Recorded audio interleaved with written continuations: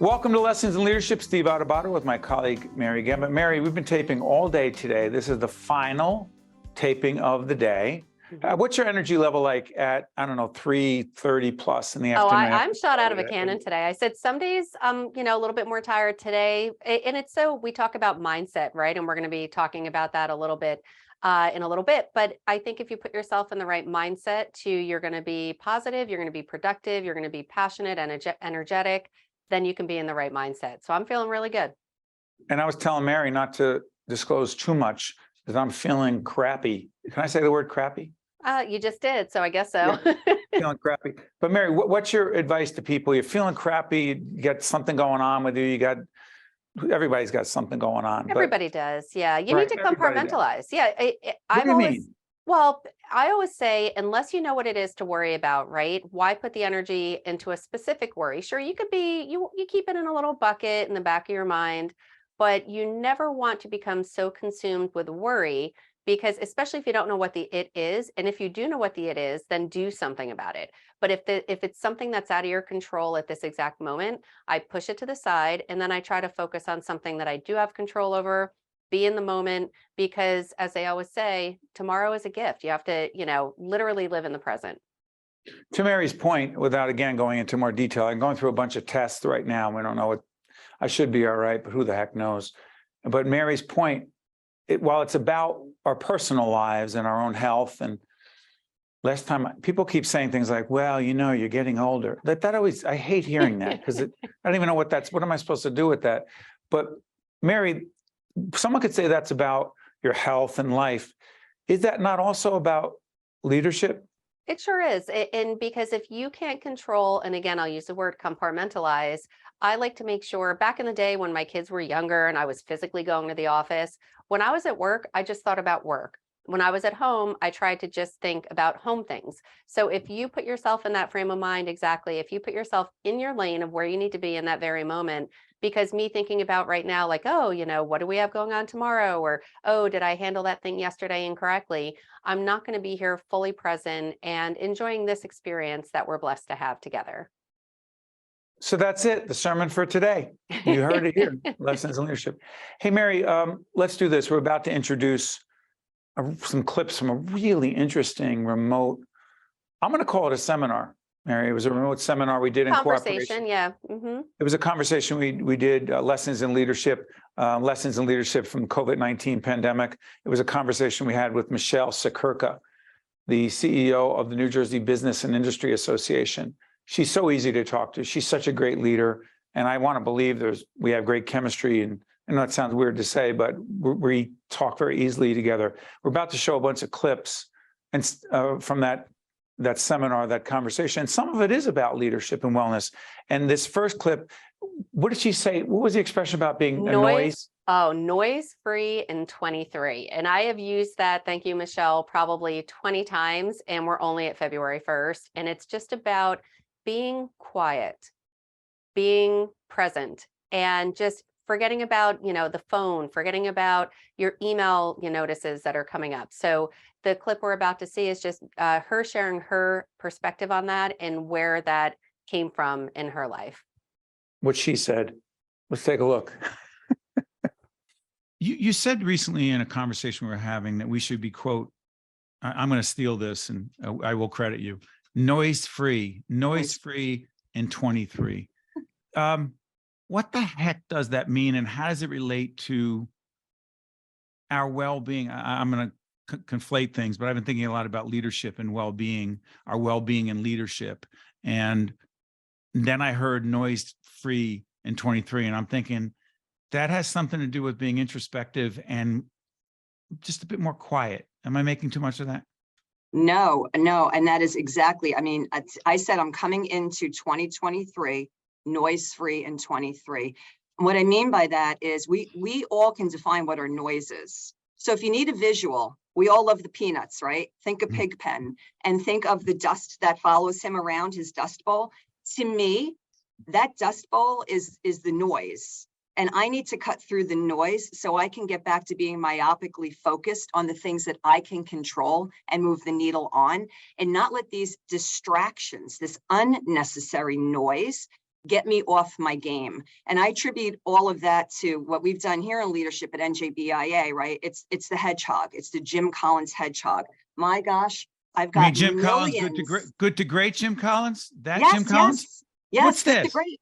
Good to great. These are hedgehogs. I've got every type of them all over my office. There's like another one sitting back there.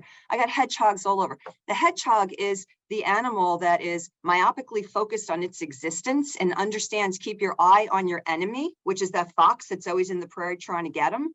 But understand what makes you strong in the moment to overcome so that fox can't get the best of you. And from a leadership perspective, what that means in strategic planning, Steve, it's the 3 concentric circles, right? Either individually or professionally. What am I most passionate about? What am I great at? And what drives the economic engine? That's Jim Collins. When you overlap those 3 circles, the interconnectivity in the middle is your sweet spot, the hedgehog spot. And when you myopically focus on that hedgehog spot, you keep your eye on the prize and you march forward. All right, folks, that was Michele Siekerka in a conversation we had talking about noise free in 23. So I'm doing the show with Mary. I'm getting all these text messages. And Mary, what do you do? We're doing the show. It's We're so trying hard. to I have mine turned down, like literally, look, you could see all the little messages because even if it's up, I see it out of my peripheral. So I turn it down. turn it down. I put it By down. the way, what's your picture on your? Oh, it's my this is favorite my- picture. It's my boys standing in Lake Placid, my favorite place on earth. And it's them standing on the ice in Lake Placid. What is yours? This is a picture of me. No. This is a really cool airbrush picture of me with nice lighting. No, this is a picture of our 3 kids, Nick, Chris, and Olivia. I could My see older it, yeah. son, Stephen, was not there. He's not in that picture. But yeah, kids are kids. Alvin, by the way, Alvin, what's your screensaver? You got to give me 1 second. Go ahead. What do you got? Here it is right here. Look, it's my signature. Oh, nice Wait. signature. And you see the time. You How is also that see the an time there, E? right? We have 21 minutes. Is that really yeah. That's my Frank. signature. Frank, is your screensaver appropriate to be shown on Lessons in Leadership, Frank? Yes, All right, give it up. it's the generic moon, Oh, you need to get a picture Generic on there. the Scarlett, what do you got? changing moon. Check out Scarlin's. Scarlin's going to come from around. You can tell we're doing this live. Look at Scarlin. Over here. I know you don't recognize this, but this is your chimney. This is my chimney. What are you talking about? What are you doing in my chimney? I took a picture of your chimney. Are you serious? Oh, of his chimney. That's pretty cool. Yep. Thank you. I But love then love that. this. It's me and my wife. No, you can't go to Oh, another picture. No. That's when I open it. It's my wife and I. My iPad is more interesting. It's me and my dad. that's Oh, I really love that. sweet. I love that. I love this. All right, we are off the rail. We need to get back on the rail. Go ahead, Mary. Take the lead. No, I was just going to say, with the reason we got into that and sharing what's on our phones, look how easily distracted, right? That right there was a lot of noise. I love Elvin. I love Frank. I love Scarlin. But when you need to stay focused and stay in your lane, what Michele was sharing is that, yes, you need to stay noise free in 23. Next clip you're about to see is about leadership and lifelong learning. Came across this book recently. Someone was on the Today Show talking about this, the author, Dr. Robert Waldinger, about the good life. It's like a 70, 80-year study of these people and how they define happiness. Mary, in this book, Lifelong Learning, Yes. what was the key that you said, seriously, it took you all those years to figure it out? And I love What the is it? fact, no, and I love it. Don't get me wrong. I do have a hard copy of it, but I listened to the audiobook. And it's all about relationships. It's the relationships in your life that are the key to happiness.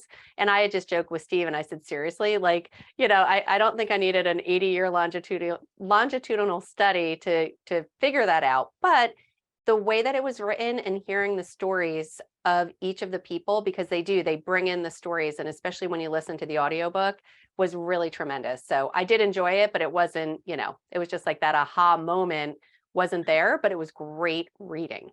Well, welcome to the Mary Gamba Book Club. Yes. So, no, in all seriousness, the reason I mentioned it is because I was curious and I wanted to learn more about it.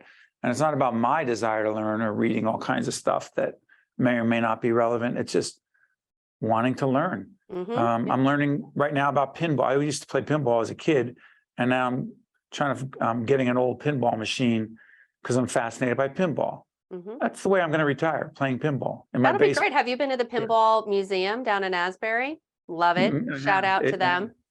And yeah, and by the way, let's book someone from the pinball a museum. But the reason I'm saying it is because this clip with Michele Siekerka from the New Jersey Business and Industry Association conversation seminar is about lifelong learning and reading. And it's never enough. We are lifelong learners. Let's take a look. What's interesting is I've had many conversations with you where you are mentioning a new book that you came across, a concept. And so one of the themes in my book, Lessons in Leadership, you know, I can't imagine how it just got right there automatically. That being said, in a new book I've been working on with Mary Gamba for the last couple of years, we talk a lot about lifelong learning. And I don't want to turn this into a cliche, oh, leaders are lifelong learners. But my sense is in the last several years, we have turned inward in a way that hopefully is healthy, in that we're trying to be more introspective. We're trying to understand ourselves as leaders, our strengths, our opportunities to grow. But also, frankly, I'm reading more than ever. Are you? Yeah, absolutely. Absolutely. But I Because? will say, well, we don't know it all. My big thing, like, I don't know what I don't know. Number one. And number two, I don't have to reinvent the wheel, because chances are somebody out there already considered that thought in my mind. And number three, everybody has a different perspective, and I want to understand all the different perspectives. My kind of joke in the morning, which is not reading, but is listening, is I will listen to 2 different radio stations because I want to get 2 different perspectives. Classic example, go from Fox News to MSNBC, and you know that what's going on somewhere in the middle, right? Yeah. So about balance and about learning things. But Steve, on the reading path, you know, I will always say I've probably read every potential self-help book when I was a parent of younger children. My twins are now 31. I try to read as best I can the professional books that drive towards some either competency or issue that I want to reflect on or get from. But I balance my reading now, and I read off the grid too. Because Really? I need refresh. I need downtime. I need to read a great John Grisham book, because I love Grisham as a lawyer, right? I love to read good fiction books where I can, you know, just and nonfiction where I can just go and let my head be somewhere else, so that when I come back to where I need to be, I'm refreshed and I'm rejuvenated. All right, folks, there you have it. Michele Siekerka and myself, we're talking about lifelong learning. Sorry for all the delays and get everyone to look at their phone before that. Sometimes on Lessons in Leadership, Mary, wellness for me, I don't know, it means goofing off and having fun. I'm being dead serious right now about humor. No, I'm serious too. I think when you're watching a show and people are goofing off, having a good time, I love it. If you're watching the news, there's enough bad doom and gloom, and people are always looking for the, you know, the story that's going to really catch your attention. But sometimes what catches your attention is people genuinely having a good time, and it was relevant. Those are distractions in our lives. And that's why Michele just talking about the types of books that she likes to read, how she's pivoted instead of just reading about self-help books, which we all love. She's like, hey, I love a good John Grisham book once in a while. So it's okay to read things that aren't related to your job.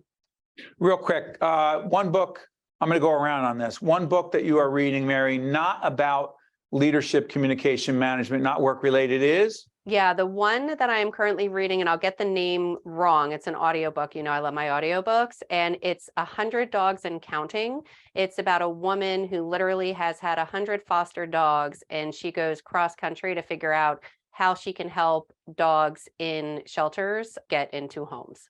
And this helps your wellness? It helps me with my vision and setting intention of where I want to be, hopefully in 5 or 10 years. Got it. Elvin, one book, I know you work 14 jobs and 99 hours a week. Is there something, why are you shaking your head? Because there isn't any book that I'm reading right now, unfortunately. But there is one book that I should be reading that was given to me by my pastor. And I was looking around for it, but it's upstairs in my bedroom. What is it? But it's a book on leadership. I was going to tell you about it, actually. A book on leadership from your pastor? Yes. Wow. Well, why haven't you told us so we book your pastor for Lessons in Leadership? Well, he didn't write it. One of his mentors wrote it. His name is Dr. Samuel Chan. And he went to his leadership conference in Hawaii last week, right? but I can get you the name of the book. It's upstairs on my nightstand. I'll have It's my such a wife bring it compelling down. book. It's so great that you don't know the name of it. So, Frank, you got one? Frank, why are It's you laughing, leadership and Frank? integrity, not leadership and lying. I haven't been able to read a book in years. A full Frank, book. hold on one second. But I know this for a fact, Frank. When it comes to wellness, we're about to set up this clip on leadership and well-being and wellness. For you, music, that's your books. They are books for you, no? Most of the time, anything that I'm reading is just magazines. or No, go back to music. Is music your distraction? Music is my distraction. Absolutely. I actually just redid my whole family room and put in a very high-end audiophile listening situation. So I'm getting back to what I, my roots, which is really music and listening and creating. I haven't created any music in many years because we've been raising children. So that extra time has been dedicated to the children. I'm getting back to it because my youngest, Yeah. our youngest is 15 now. Right. Kids are incredibly selfish, aren't they? Yes, sir. Yes, sir. Yes, sir. I cut you off in the middle of your comment because they have no Not at all. idea. Elvin, by the way, Elvin, our director, just ran and tried to find that book because he's embarrassed. He doesn't know the name. I can't get up while I'm doing this show. And my wife texted me. She goes, "I'm in the meeting. Leave me alone." Oh, we'll find it though. Don't worry. And by the way, Mary, I don't know if it's appropriate to mention I just want to thank him for his service, your husband. Oh, well, thank you very much. I appreciate that. Yes, we'll share that on another show at the appropriate time. Mary, set up the leadership and wellness clip with Michele Siekerka. Yes. So obviously you were talking about leadership with Michele, and to not talk about wellness tied to leadership, especially 3 years into the pandemic, but not even your own wellness, but also the leadership of your team. So The wellness of your team. You said the I'm leadership. I'm sorry. They're so interchangeable. I keep doing that today. So yes, the wellness of your team. So let's take a look at this clip of you talking to Michele about wellness and checking in with your team. Michele, follow up on this. I want to get a little more granular with you. I mentioned before, I've been thinking a lot about leadership and wellness. Now, it isn't just our own well-being and our own wellness as leaders, who's working out more, who's taking a walk, who's reading more, who's spending more time with family, our well-being. But there's another question, and I want to put on the table is, in these very stressful times, what are a couple of actions that we as leaders can and should be taking to promote the well-being of our team members? Now, for us, I'll be very candid, we have a 10-person team. We've gone all remote. All of our broadcasts are remote on our public television production company, along with our partners at NJBIA and WNET. We broadcast remotely. Our team is remote. Not every organization can do that. Not every business can do that. Some people are saying, come back into the office 3, 4, 5 days a week, whatever it is. What are a couple of actions that you have taken and you want to recommend to others to promote the wellness, the well-being of team members while we're still trying to be productive and make a profit? And the bottom line's right. Our people's well-being matters, please. Yeah, absolutely. Lean in and listen to what they need. Really listen to your workforce, engage them, and engage them one-on-one, not just as a group. I try twice a year. Our staff's about 32, give or take, Right. FTE. I try at least twice a year. I started out monthly, quarterly, couldn't do that, right? But I tried, especially during COVID, to have a one-on-one with everybody on my staff. Number one, in a remote environment, I needed to look them in the eye. I needed to see them in their space, and I needed to understand the circumstances under which they were bringing their game to our company each and every day, right? And so, because when we sent everybody home a few years ago, and everybody talked about, oh, work from home, what really happened is we imposed our office into someone's home space. That's right. I remember how people were hiding behind their video, and I was like, no. I'm in your private space. If that's where your children are playing, or your cat is running, or your dog is barking, let it be. I've come into your home, right? But I have to listen. And so that one-on-one has been significant to me to understand, because when I can look them in the eye, because I can't walk around the building here and see them in their cube, I can see honestly and transparently if what they're telling me visually is if they're in a good place or not, because you can see the Hmm. stress, you can feel the pain. So that's one thing. Connect directly one-on-one with your team. Maybe difficult for a really large company, but find a way to make it happen. And town halls are good, or smaller group if you can't get one-on-one, right? But try to make the effort. Walk the building like maybe you did before, and stop in and check on your teammates. It's really important. Number two, lead by example. If you are telling your staff, right, that they need to get off the grid, that they need to refresh, that they need to take their vacation time, because in COVID, as you know, people are like, well, I'm working from home, I can't go anywhere, I'm not taking vacation time. I said, take your vacation time, get a good book, or go binge watch a show, right? But if I don't show that I'm doing that, if I don't show that I take a day off to go take care of my mother when I have to, they're That's going to right. feel like they're guilty doing that. And so I think we need to set a standard for wellness and balance in the workplace. There it is, Michele Siekerka and I talking about wellness. Hey, quick transition here. Elvin, did you get that book? I did get that book. My son, who just came home from school. went Which and son grabbed is it from this? my room. This is my youngest. His name is Joshua. Joshua, how you doing? Good. And you know what? The fact that you got that for your dad, I mean, you're so considerate. Yeah. Does he pay you to do that, or just you wanted to help him out? I wanted to help him out. Oh my God. Why don't you have a parenting seminar? He's such a sweet kid, right, Frank? Why is Frank giving him the eye? When I first met that kid, he knocked me in my head. I What? picked him up. Oh man, He did. He Oh. did. He was Punch younger me- then. He was punched me younger. right in my face. I told him No I'd get him back kidding. one day. Oh my God. You see, So Hey, Soon kids as can we find out. turn it on and turn it off like a light switch, He Steve. was younger then. He was a lot younger. okay. Well, let's transition. Frank, stop with the don't do that. Hey, listen, real quick. Mary, I survived another meeting. It should have been an email. Real Mhm. quick, we're going to go to Michele Siekerka. We're talking about meetings and why they stink Yes, and we why they need to go on too long. Correct. We ahead. need to change that meeting culture for sure. And that's what you and Michele talk about. So let's take a look right now. I want to do this meeting thing. So I started talking about wellness before, and someone might say, well, what the heck? Why are meetings connected to wellness? And I'll tell you why. I was coaching a client one-on-one a few months ago, and it was this client, it was 4:00 in the afternoon, and this person was in the office, but it was her 10th meeting of the day. And I looked and I said, you look exhausted. And she said, well, I'm exhausted. It is my 10th meeting of the day. Here's my question. As leaders, I know what I believe, which is that we have too many meetings. We have too many meetings that go on too long. We have too many meetings that go on too long that should have or could have been an email. And sometimes the wrong people are in the meeting that don't really need to be in the meeting. And the cumulative effect of it is that we are exhausted from meetings, and then we got all of our other work to do in the meantime. Question here. To what degree have you, as a leader, stepped back and said, wait a minute, do we even really need a meeting to do this? Could this be a phone call, a text, an email? And does everyone need to be in there? And how the heck do you manage not only limiting the number of meetings, but having them not go on as long, please? So at our recent staff retreat here at NJBIA, a big part of what we discussed about was, communication in the remote world. Not just and the importance of keeping people connected, but ensuring that we're working as smart as possible and being effective and efficient, because the reality was people are burning out from 10 hours of Zoom meetings without even 5 minutes to run to the restroom in between, or else you're late for the next meeting. So we agreed, and we have guardrails in place. And it's so funny, we just had our staff meeting this morning, and I reiterated some permissions we've given everybody. So it goes a whole bunch of ways. So number one, guardrails, right? Any internal meeting is 50 minutes.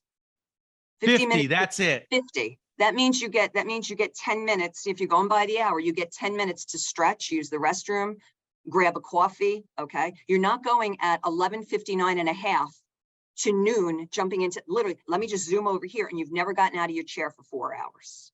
Okay. So sure, is there exception to the rule? And then you ask permission. Hey, by the way, you okay for another 5 minutes, or you're backing up, you have a hard stop. Always ask, what's your hard stop? And make sure you leave people a little bit of sway in there, right? The second piece, though, of permissions is, again, this goes both ways. We've opened up some of our meetings, which were just for a select group, to say, our communications meeting, for example, hey, if anybody in the entire organization wants to hear more what's going on, you feel like you're a little out of the loop, go sit in the bleachers of this meeting and listen in. It's an open meeting for everybody. And oh, of course, feel free to input if you want. That's one part of giving people more opportunity to listen to what they think they're missing on communication. The flip side of this, we've given people permission to say, you don't need me in that meeting. If you're a regular attendee and you see the agenda and you say, there's nothing that I can offer to that meeting this time, you have permission to opt out of the meeting and go use that hour for something else. So this is, you know, you have to do this stuff with intention now. It's not just going to organically happen. You got to set some guardrails. You got to have some transparency about what works and doesn't work. And then the last piece, Steve, is what type of communication for what type of way. What do you mean? When should you text? When should you email? When should you telephone? And when should you Zoom? Yeah. And we can all have an example of when we had the wrong method of communication for a particular dialogue that we wanted to have. So there you have it. What's up with our meetings, how we can make them better, how we don't really, frankly, need to have as many meetings, who should be at the meetings. Mary, tease a future segment on lessons in leadership where we're going to do a mini seminar simply called, "Oh no, not another meeting." Exactly. And if you've been following along, we've been giving tips and tools on how to engage, how to facilitate conversations and presentation skills. We've talked about PowerPoint and what we're going to be doing about it in the future. How many of us have sat through horrible, horrible, horrible meetings? They go on too long. They have too many agenda items, too many people in that meeting, no direction to that meeting. So a future mini seminar here on Lessons in Leadership, we are going to give you very specific, concise tips, tools on how to facilitate, lead, and engage others in meetings, or better yet, don't have that meeting if you don't need to have that meeting.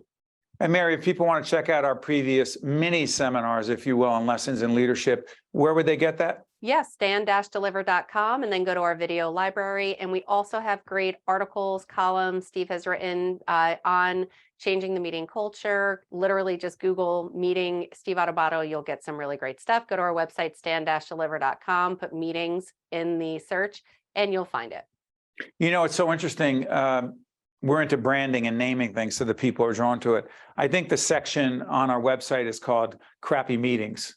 Oh, I like that. No, it's not called. That's the second time you've used the word crappy. I'm curious to see if we I can should have really air said that. stinky meetings. They're just terrible meetings. Oh, they go on forever. They're All so right. bad. I know. All right, Elvin, one of the keys to ending a meeting is when someone else puts in the chat, say goodbye now, Steve. I'm saying goodbye on behalf of Elvin and Frank and Scarlett and April and Sylvester. Mary, did I leave anyone out on the team? Amy on our closed Amy on the captioning. closed caption, I apologize. What a team. Goodbye. I got nothing else. See you next See you time. next time. This edition of Lessons in Leadership is made possible by the Buccino Leadership Institute at Seton Hall University, Prager Metis, Valley Bank, the International Union of Operating Engineers, Local 825, the North Ward Center, the New Jersey Sharing Network, Delta Dental of New Jersey, Fedway Associates Inc., Veolia, Resourcing the World, Choose New Jersey, and Seton Hall University, showing the world what great minds can do since 1856. This is Mary Gamba. If you want more leadership tips and tools, log on to stand-deliver.com.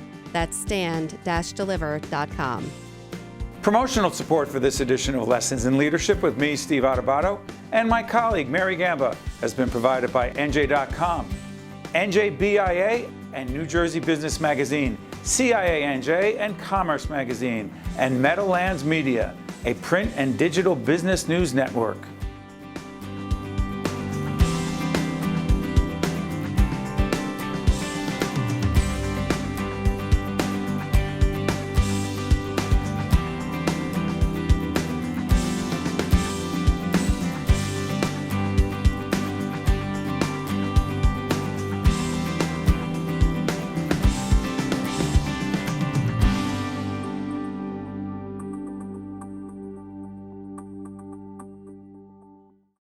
Construction companies work at the heart of our communities. So do the operating engineers of Local 825, who build our roads and bridges and ensure the safe transmission of energy that keeps us on the move. Local 825 works with contractors as partners in quality, safety, and training. Our achievements stand as monuments to collaboration that will last for generations. This message has been brought to you by the members of Operating Engineers Local 825. Better building begins here.